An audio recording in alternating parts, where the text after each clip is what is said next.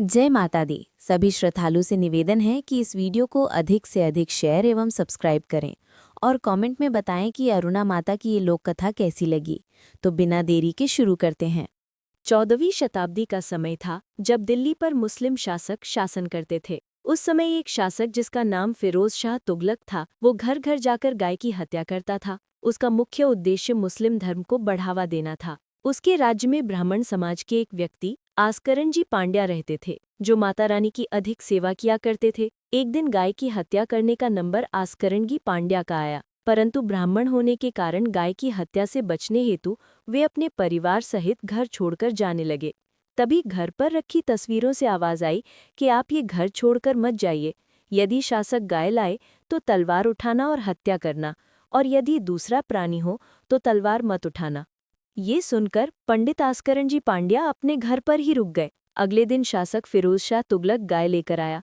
पंडित आस्करनजी ने तलवार से गाय पर प्रहार किया तो अचानक गाय ने रूप बदलकर शेर का रूप धारण कर लिया तथा फिरोज शाह तुगलक पर हमला कर दिया। शासक अपनी जान बचाने के लिए भागकर अपने महल में छुप गया। शेर के भय से उसने 5 से 10 वर्षों तक गाय हत्या बंद कर दी।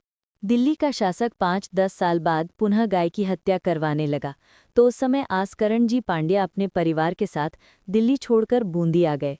बूंदी में आकर आस्करनजी ने जावटी गांव बसाया। उस समय उनके पास बहुत सी गायें थी, क्योंकि गायों का विशेष महत्व था। पंडित आस्करनजी पांड्या की गायों को चराने का कार्य पाटुंडिया मेघवाल करता था, जो गायों को चराने अरना वन में जाया करता था। अरना वन में कुंशा नदी बहती थी, जिसे आज कुरेल नदी के नाम से जाना जाता है। उसकी गायें कुंशा नदी का पानी पीती थी। पानी पीने के बाद उन गायों में से एक गाय आवाज करती हुई अरण्या के पेड़ों के पास चली जाती। उन पेड़ों से 10-12 वर्ष के कन्या बाहर आती और बछड़े का रूप धारण कर दूध पीती तथा दूध पीने के बाद कन्या बनकर पुनः अरण्या के पेड़ों के बीच चली जाती। ये प्रक्रिया रोज होने के कारण वो गाय अपने बछड़े को दूध नहीं देती थी। इस कारण बछड़ा कमजोर होने लगा। ये देखकर आस्करनजी पांड्या ने ग्वाले पाटुंडिया मेघवाल से पूछा कि गाय का दूध कहाँ जा रहा है। ग्वाले ने कहा कि वो इसका पता लगाएगा। अगले दिन ग्वाले ने गाय पर विशेष ध्यान दिया। उसने देखा कि गाय पानी पीने के बाद अरण्या के पेड़ों के पास चली जाती है और कन्या बाहर आकर बछड़े का रूप लेकर दूध पीती है।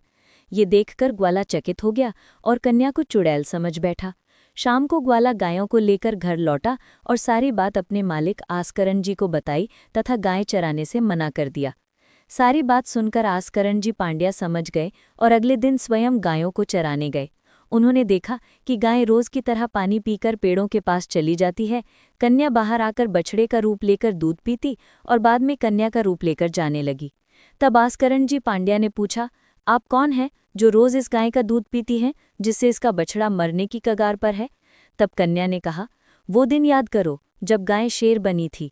ये सुनते ही पंडित आस्करनजी पांड्या समझ गए कि ये साक्षात जगदम्बा है और माता रानी के चरणों में गिर पड़े। पंडित जी ने माता से कहा, मैं आपकी क्या सेवा कर सकता हूँ? तब माता ने कहा, मेरे मंदिर का निर्माण कराओ। पंडित जी ने कहा, मेरे पास धन नहीं है और ना ही मार्ग। तब माता ने प्रसन्न होकर उन्हें धन प्रदान किया। जिस स्थान से धन मिला उस वृक्ष पर आज भी बल है, और जिस शिला के नीचे से धन निकला वो शिला आज भी वहीं स्थित है। माता ने कहा, महादेव का मंदिर गिराकर मेरे मंदिर का निर्माण करा दो। पंडित ने मना किया, मैं महादेव मंदिर गिराकर आपका मंदिर नहीं बना सकता। तब माता ने कहा, यदि मैं मंदिर गिरा दूं तो तुम निर्माण करा दोगे। पंडित जी ने मंदिर बनाने को स्वीकार कर लिया। पास में अंतेश्वर महादेव का मंदिर था, जहाँ एक साधु रहता था। वो साधु किसी प्रकार का भोजन नहीं करता, केवल हवा को भोजन रूप में ग्रहण करता था। एक दिन वो साधु कुंशा नदी में स्नान को गया, तब माता भी सुंदर स्त्री का रूप लेकर पानी भरने गई। पानी भरने के बाद माता ने साधु से घड़ा सिर पर रखने को कहा। साधु ने कहा, कुण घरा की दावड़ी, कुण घरा पणिहार। माता ने कहा, ब्राह्मण घरा की दावड़ी, राजा घरा पणिहार। ये सुनकर साधु ने घड़ा सिर पर रखवाया। इसके बाद कुछ ऐसा हुआ कि घड़ों ऊंचाता बेवड़ों, दरियो आंचल में हाथ। ये देखकर माता क्रोधित हुई और कहा, कौड़िया हो जाजो कोड़नो, तारो गल गल पड़जो मास। उसी समय माता रानी ने अंतेश्वर महादेव मंदिर की ओर देखा और मंदिर गिर गया।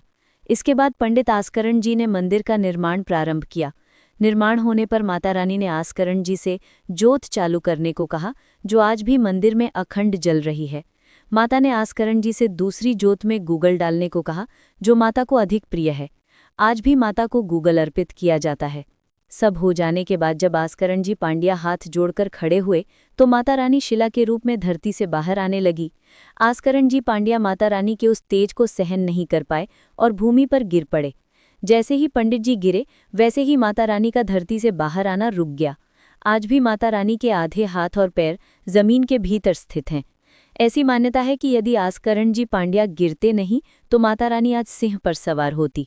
आज तक मंदिर के पुजारियों को ये पता नहीं चल पाया है कि माता रानी की मूर्ति किससे बनी है।